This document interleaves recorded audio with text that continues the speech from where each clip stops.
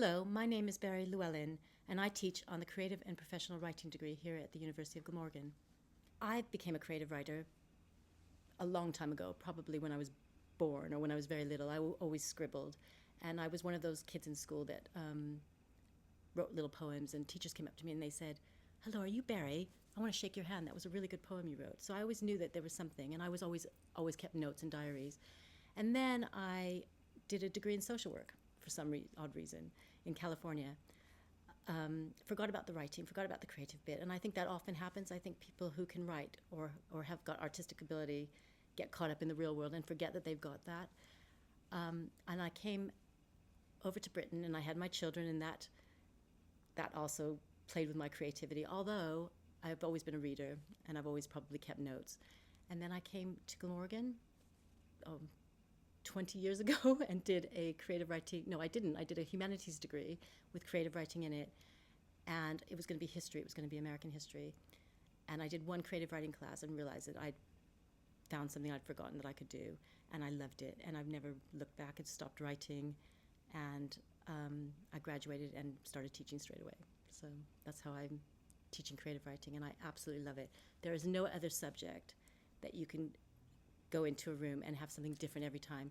So often I'll give a prompt. Somebody will say to me, "Just give us a prompt before you go," and I'll say, "A Norwegian recipe book." And the next week I'll have 10 stories back, and all of them are different. And that's what I love about my job. Well, I think the main challenge is that we don't get paid well enough.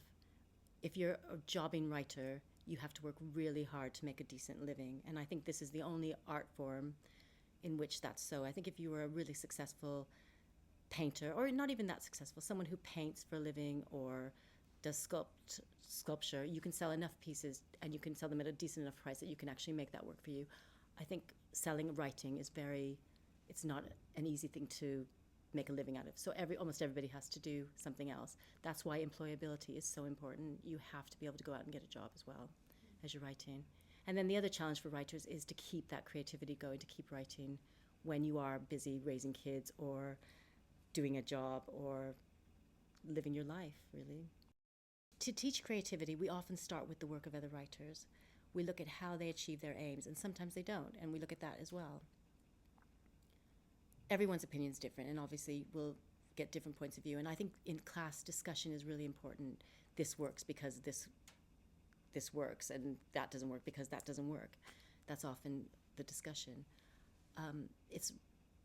Workshops are good because you get the opinions of everybody, whether they be the lecturers and the writers, or they be the students who are just so focused on their own writing. They've got an opinion as well, and every opinion comes into play. After we look at a piece of work, I'll often give a prompt that's associated with that piece of work in order for the students to try their own experiments.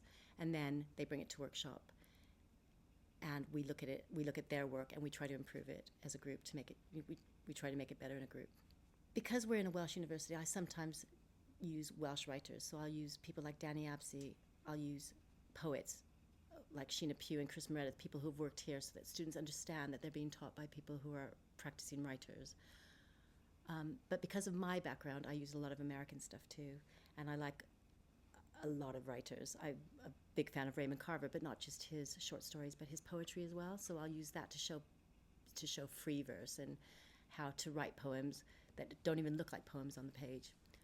I often get asked what makes a poem, and that's a hard one to answer. And someone like Raymond Carver's poetry, as opposed to Sheena Pugh's poetry, as opposed to Danny Apsey's poetry, will kind of answer those questions or help to answer those questions. That poetry is about the way it looks on the page, and it's about the writer's intention, and it's about putting the exact right word in the exact right place. A creative writing degree will give you practical skills which employers like. They call them soft skills, and it's to do with teamwork, working as a group to look at a piece of writing, a project, if you like, to make it better. Learning how to speak well, to give criticism, to accept criticism, to speak positively, to be nurturing but tough, and to say your piece. That's hard enough to learn, isn't it? It also teaches you to take away a piece of work after the workshop and work on it on your own and make it better, remembering the comments and sifting through them, deciding which ones are the best ones for your piece of writing. So that's an amazing skill to have. Also, there's the obvious thing of working to deadlines, which you get in all degree courses. The reason why you should do a creative writing degree at Glamorgan is because of the staff here, who most of them are practicing writers. They know their subjects, how to teach them, but they also know how to live as a writer, and I think that's really important. There's a real passion at Glamorgan for writing, and I've seen it just sitting through Philip Gross's class yesterday in poetry for first-year students. Some of them had never seen poetry before or didn't really understand how they could get into poetry, and by the end of it, they were all nodding, laughing, and writing their own poems. And I think the inspiration that you'll get from those people is really important.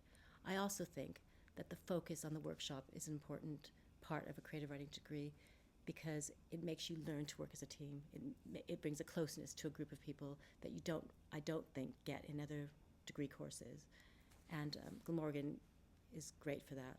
We also have a fantastic postgraduate program that continues. I've been on the postgraduate program and feel as if I'm still in the learning process. It doesn't finish at the end of your degree. It keeps going.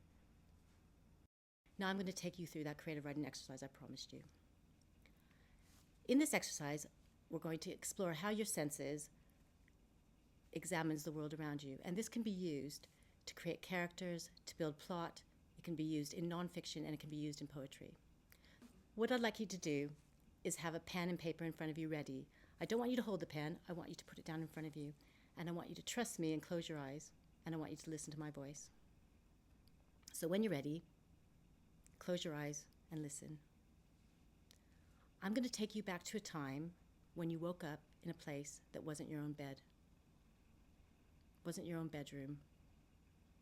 And I want you to wake up slowly and notice everything around you. If you feel disorientated, focus on what it is that's making you feel strange and notice everything in the room. Is there something unusual? Is there anyone else in the room with you? Take your time and really look around the room. Now, what can you hear? Perhaps there's a clock ticking. Or maybe there are voices coming from somewhere else. Or is there something else you can hear?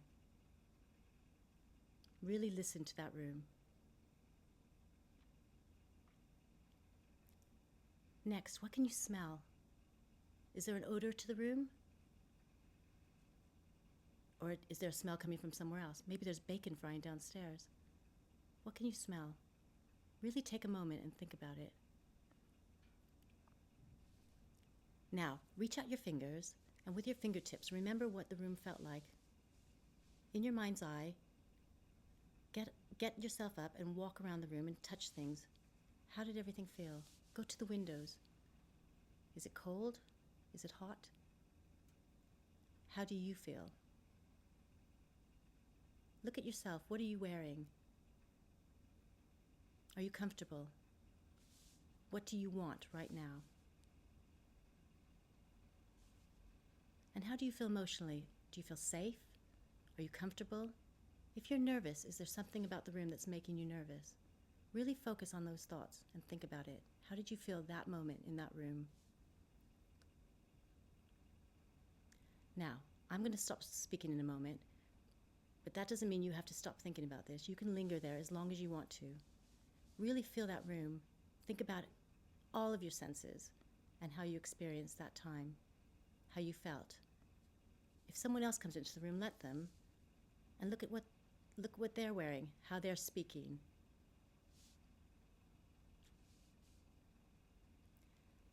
When you open your eyes,